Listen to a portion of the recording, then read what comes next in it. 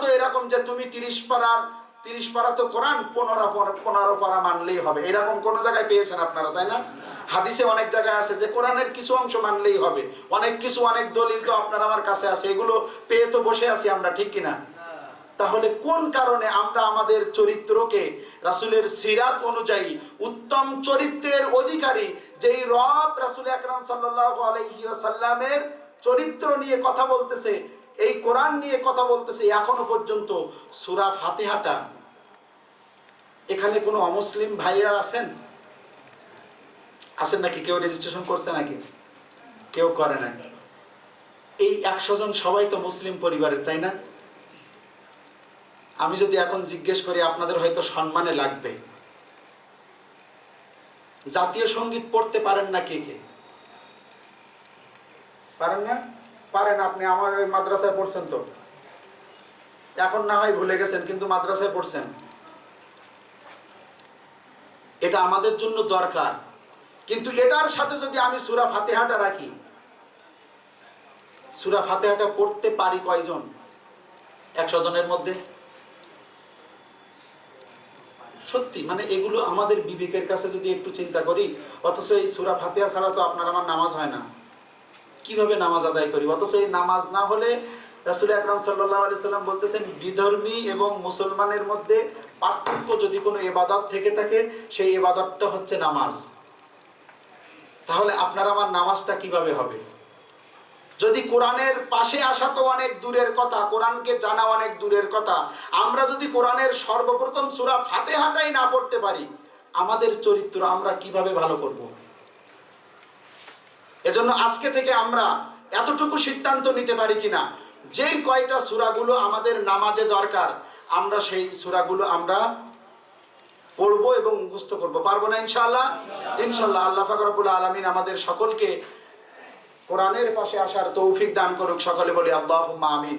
কোরআন শুধু দুনিয়াতে না, কিয়ামতের দিনও আপনাকে আমাকে জান্নাতে নিয়ে যাওয়ার জন্য শাফায়াত করবে। আল কুরআনু হুজ্জাতুল লাকা ওয়া আলাইকা। এগুলো আমি কিন্তু সত্যি আপনাদের সাথে কথা বলতেছি না এখনো, আপনাদের বিবেককে আবার আমার কাছ থেকে নিয়ে যেন না। আপনার বিবেককে বলেন, কিয়ামতের দিন যখন বিভীষিকাময়, কেউ কারোর চিনবে না, এই সময় কোরআন আপনার পক্ষে থাকবে, না হয় আপনার বিপক্ষে থাকবে। এবার আপনি বলেন তো, আপনি এখনো পর্যন্ত সূরা ফাতিহাটা ঠিক করে পড়তে পারলেন না, কোরআন আপনার আমার পক্ষে যাবে? একটু কথা বলেন, যাবে? কোনোভাবেই যাবে না। এজন্য আমাদের উচিত কি, দুনিয়ায় আল্লাহ পাক রব্বুল আলামিন যে সুযোগ দিয়েছেন, এই সুযোগ নিয়ে আল্লাহ পাক রব্বুল আলামিনের দরবারে আমাদের ওঠার আগে, পৌঁছানোর আগে আমাদের কি করতে হবে? কোরআনের সাথে সম্পর্ক বাড়াইতে হবে, ঠিক কিনা বলেন? ঠিক। এর পরবর্তীতে আমরা রাসূল আকরাম সাল্লাল্লাহু আলাইহি ওয়াসাল্লামের জীবনী থেকে মূলত আমাদের যুবকদের আদর্শ কেমন হবে, আমরা এখনো পর্যন্ত আমাদের যুবক বয়সে আসার পরে আমরা কি এখনো পর্যন্ত আমাদের মডেলকে,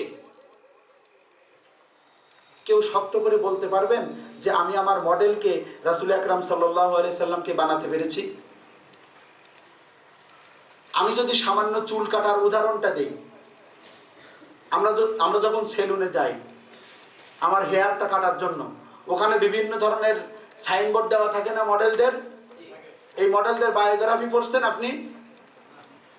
পড়ছেন, জানেন কে? অথচ বলেন যে এই ঠিক এইরকম, অথচ সেই লোকটা তো বেধর্মী। আপনি সামান্য চুল কাটায় আপনার চরিত্র, আপনার আদর্শ, আপনার মডেল হিসাবে রাসূলকে রাখতে পারলেন না, অথচ আমি বলতেছি আমি মুসলিম পরিবারের সন্তান, অথচ আল্লাহ পাক রব্বুল আলামিন বলতেছে লাকাদ কানা লাকুম ফি রাসূলিল্লাহি উসওয়াতুন হাসানাহ, যে তোমাদের জন্য উত্তম আদর্শ হিসাবে আমি রাসূলকে প্রেরণ করেছি, তার জীবনের যা কিছু আছে সবকিছু তোমাদের জন্য আদর্শ, অথচ আমি সামান্য চুল কাটায় আমি রাসূলের আদর্শকে মানতে পারতেছি না।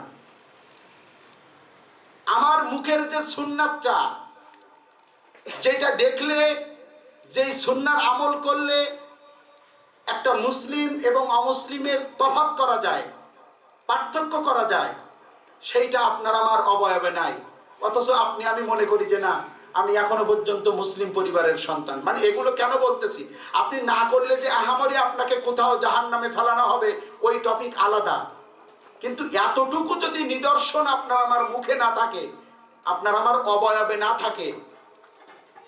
আচ্ছা, একটু আপনাকে একটা উদাহরণ দেই। মনে করেন আল্লাহ পাক রব্বুল আলামিন মৃত্যু যে আমাদের হবে এটা কি অবধারিত?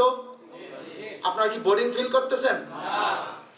মৃত্যু যে অবধারিত এটা আমরা সকলেই কনফার্ম, তাই না?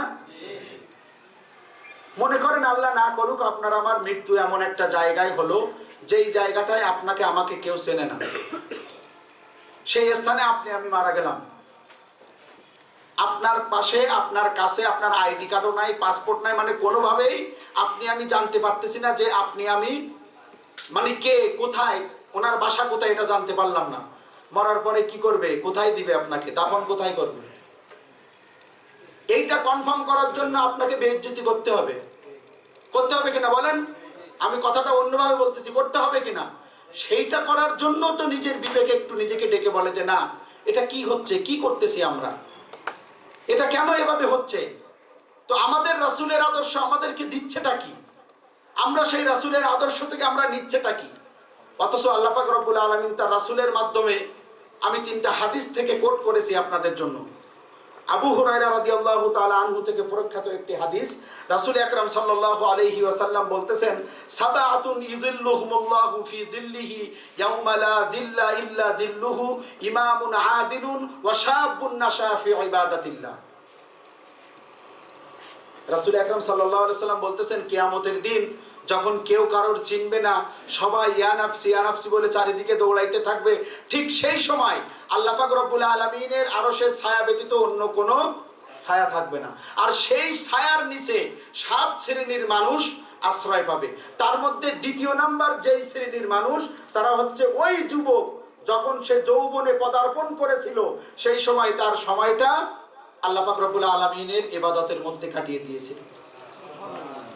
দ্বিতীয় নাম্বার যেই হাদিসটা আপনাদের সম্মুখে আমি পেশ করব, রাসূল আকরাম সাল্লাল্লাহু আলাইহি সাল্লাম বলতেছেন যে লা তাজুলু কদামা ইবনে আদম ইয়াউমাল কিয়ামা, কিয়ামতের দিন বনি আদম 5টা প্রশ্নের উত্তর না দেওয়া পর্যন্ত একটা কদমও সামনে দিতে পারবে না। এর 1 নাম্বার প্রশ্ন হলো, তুমি তোমার জীবন টোটাল, তোমার যে 50 বছরের যে লাইফটা, এই লাইফটা তুমি কোন কাজে ব্যবহার করছো?